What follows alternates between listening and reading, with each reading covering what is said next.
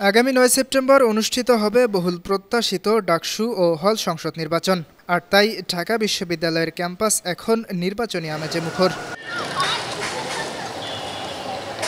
ডাকসু নির্বাচনের মনোনয়ন সংগ্রহের সময় শেষ হয়েছে আজ। বিভিন্ন পদে প্রতিদ্বন্দ্বিতার জন্য মোট ৫৮৬ জন মনোনয়নপত্র নিয়েছেন। যাচাই বাছাই শেষে ২১ আগস্ট বেলা ১টায় বৈধ প্রার্থীদের তালিকা প্রকাশ করা হবে। মনোনয়ন প্রত্যাহার করা যাবে ২৫ আগস্ট পর্যন্ত। ২৬ আগস্ট প্রকাশ করা হবে প্রার্থীদের চূড়ান্ত তালিকা। আমরা ডাকসুতে বলেছি ৫৬৫ জন ছিল গতকাল, আজকে নিয়েছি ২১ জন। সবশেষ নির্বাচনে ডাকসুর কেন্দ্রীয় সংসদে ভিপি জিএস সহ পদ ছিল ২৫টি। এবার নতুন ৩টি পদ যুক্ত করায় মোট পদ হয়েছে ২৮টি। তবে হল সংসদে পদ সংখ্যা আগের মতো ১৩টি করেই থাকছে। ইতোমধ্যে ডাকসু ও হল সংসদ নির্বাচনের চূড়ান্ত ভোটার তালিকা প্রকাশ করা হয়েছে। চূড়ান্ত তালিকায় মোট ভোটার ৩৯,৭৭৫ জন।